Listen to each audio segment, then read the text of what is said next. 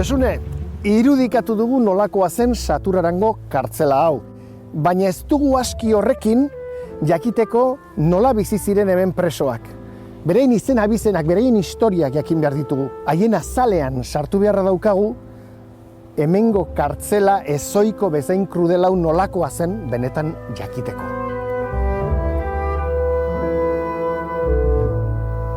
Orotara, 3.000–4.000 preso pasa ziren Saturarango kartzela honetatik.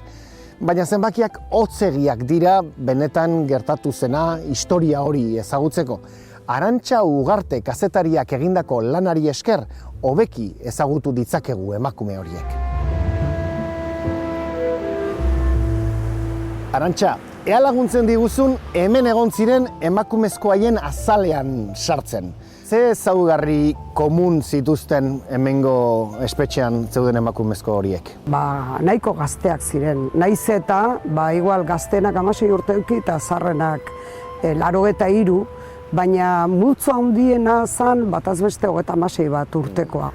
Lanbidez, etxeko lanetakoak ziren asko, baina bazeuden kolektibo batzuk maestrak, jostunak, erizainak bereziki zigortu zituztenak, ezkonduak ia erdiak edo horrela ziren, eta amak multzo guztitik 10 bat izan zitekeen. Zergatik atxilotu zituzten emakume horiek? Gehien azaltzen den hitza da rebelion.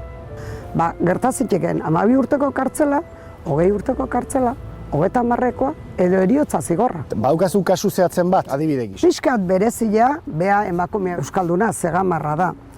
Tomasa Otaola Sabando da. Espioitza delitua jartzen diote. Emakume hau bizi zen bere alabekin Segovian. Segoviako alaba horien gizonak ziren trenbidean lana egiten zutenak, galtzadoreak garai hartan. Badirudi informazioa pasatzen zutela bando batekoa bestera. Eta zergatik atxilotu zuten Tomasa Otaola? Hori guztia bera bizi zen etxean egiten omen zutelako, eta berak hori konsentitzen zuelako eta ez zuelako salatzen. Tomasa Otaola Zegamarra zen. 78 urte zituela, 20 urteko kartzela zigorra jarri zioten. Pentsatu zer den, 88 urte arte kartzelan egon beharra. 1953 atera zen, eta handik postila betera hil egin zen. Lan behartua eginerazten zieten? Lanera joatea askok esaten dute zela liberazioa. Ze 24 ordu sala batean 250 lagun lurrean eserita, isilik, alkarri begiradarik egin gabe, kinurik ere egin gabe, egun guztia gaur eta bihar eta etzian hori eman egin behar da. Da lehenengo 58ko epe luze bat horrela eman zuten presoek. Orduan, hasi ziren jendea eskatzen baratzan lana egiteko, sukaldean lana egiteko, eta gero ja, 59an hasi ziren zigorra luditzen, redenzion de penas esaten den hori, eta orduan antolatu zituzten tailerrak. Tailer horietan lana egiten zuten, josten egiten zuten, baina pentsa nola ziren lan horiek, ezta? Mutrikun egaineneko enpresa zegoen, da horre egiten ziren berailak eta horrelakoak, eta esaten zuten, zer egiten dugu lanean guk? Guk pintatzen ditugu geure etxaiak kondekoratzeko medailak.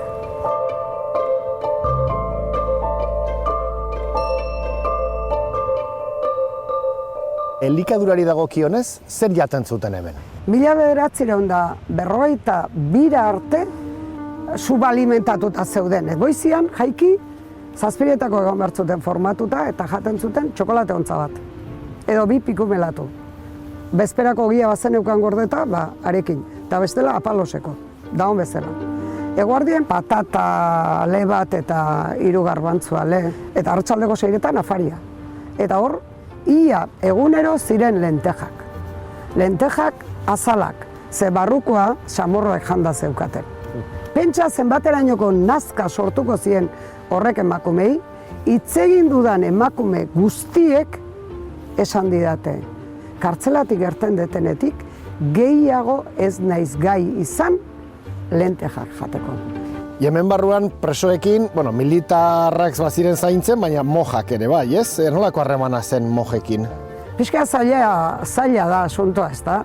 Ze esaten duzu, 25 emakume monjatxok, 1500, 1600 emakume, nola kontrolatzen zituzten? Ez badiozu ematen indarri ez dago, hori batetik. Bestetik, disiplina zen eta hasieratik egon behar zuten isilik, geldi, zeure 40 zentimetro hortan mugitu gabe. Mugitzen bazinean, ziegara zindoazen, edo mugitzen bazinean... Zigor ziegara. Zigor ziegara zindoazen. Edo kentzen zizuten etxetik zetorren gutuna. Edo kentzen zizuten etxetik bialtzen zizuten jatekoa.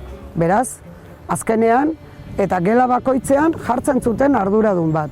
Arduradun horrek, isiltasuna apurtzen zuenaren izena apuntatzen ez bazuen, bera bidaltzen zuten zigor ziegara. Gero, monjak jo, Hori da, tratu txarrik. jo egiten zituztenik eta ez dute kontatzen. Eta gero daude ukituak.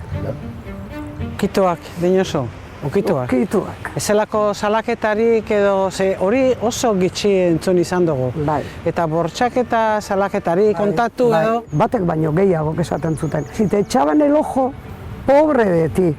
Ze, klaro, zu monja batek zuri begia botatzen bazizun, monjarek eramango zinun gela batera, eta orduan hor hasten ziren, sexu abusuak, bai, bortxa nolabait hor hasten zen. Baina beti esaten zuen emakumeek. Pero a mí no me hicieron, ¿eh? A mí no me tocaron.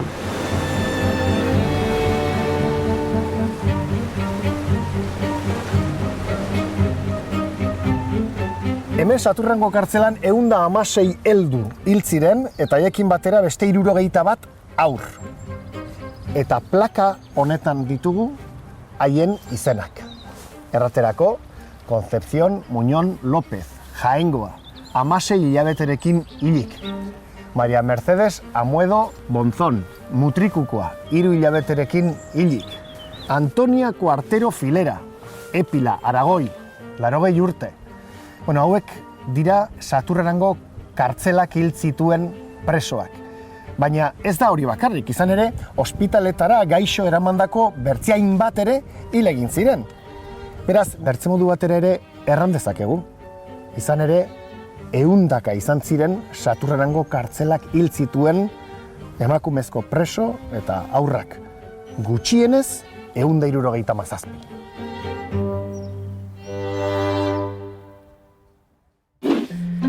Zer deritzozue, nola ikusten dituzue hor atzeko irudiko pertsonak?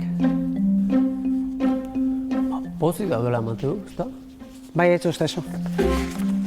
Saturrarera iritsi ginen eta gela huts batean sartu gintuzten. Ez egoen komunik eta 5 ontzi jarri zizkiguten gure beharrak egiteko. Lurrean etzan ginen, gagoa igarotzeko algenuen bezala, bata bestearen alboan pilatuta. Umeak, ontziak gainezka eta gu. Hori bai deskripzioa, Hitz hauek emakume horietako batenak dira. Argazki horrek irudikatzen duena errealitatetik oso urrun dago. Nolako indarra eduki behar du zigortzaileak horrelako irribarrea ateratzeko presoei.